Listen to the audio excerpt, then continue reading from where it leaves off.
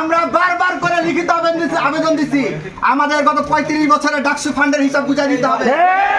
কোন সাহসে তারা ডাকসুর উপর দিয়ে আসছে? তারা কিভাবে দিল তারা? হিসাব চাই না, টাকা চাই আমরা স্যার। হিসাব চাই লাগবে না স্যার।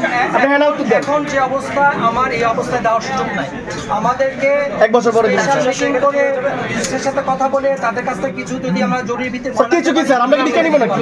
আচ্ছা কিছু কি স্যার আমরা পাবো না, এটা আমরা বুঝতে পারছি। স্যার আমরা স্যার বেতন বন্ধ স্যার আপনারা যখন স্টুডেন্টদের থেকে ফ্রি নেন স্যার তখন কি বলেন বাবারা তোমরা মানে কিছু ইয়ে করে দাও, আল্লাহর রাস্তায় কিছু দাও। বিশ্বাসে আশা করছি ডাকসু নির্বাচন শেষ হওয়া পর্যন্ত দেখবেন হিসাবটা রাখা ছিল, তখন দেখেন না কেন স্যার? তখন দেখেন না এখন যে ব্যবস্থা নিবে আমাকে একজন আপনার অফিসে আমি কোনো আপনি একজন সদস্য না স্যার, আপনার দৃঢ় বন্ধনের আস্থায় শক্তিশালী স্টিলের আরেকটি নাম জেডএসআরএম।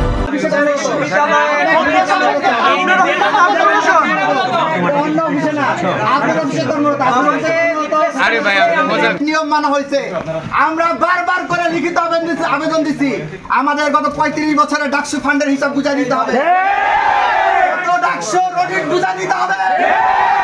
আমরা বারবার করে নিয়ম অনুযায়ী আবেদন দিয়েছি, প্রায় 3-4 বার ট্রেজারার অফিসে এসেছি, কিন্তু অত্যন্ত দুঃখজনক যে ট্রেজারার মহোদয় মিডিয়াকে বলেন এটা নাকি তার দপ্তরে না, তার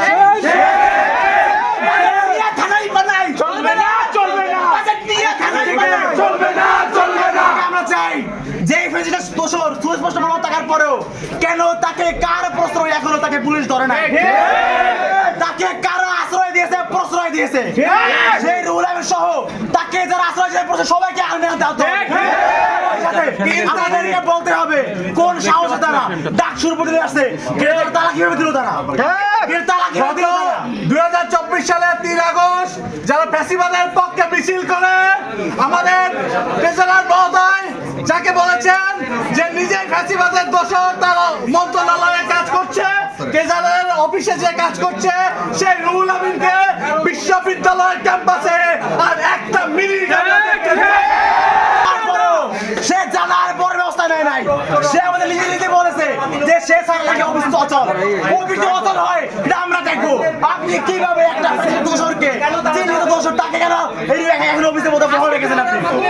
ফ্যাসিবাদের ঠিকানা এই ক্যাম্পাসে হবে না, এই ক্যাম্পাসে হবে না, ফ্যাসিবাদের ঠিকানা, ফ্যাসিবাদের ঠিকানা এই ক্যাম্পাসে হবে। এটা নিশ্চিত ছিল না। আমরা ইউজিসি কে বলতেও পারি না যে ইলেকশনটা কখন হবে, এবং যে কারণে ইউজিসি আমাদের কোনো বাজেট দেয়নি।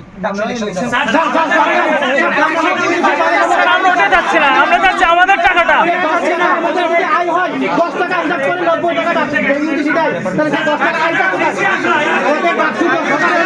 ওইটা যাচ্ছি না।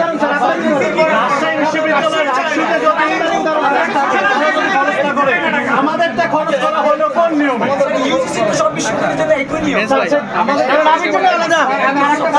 উপনিবেশিক শাসন আমার টাকা যতবার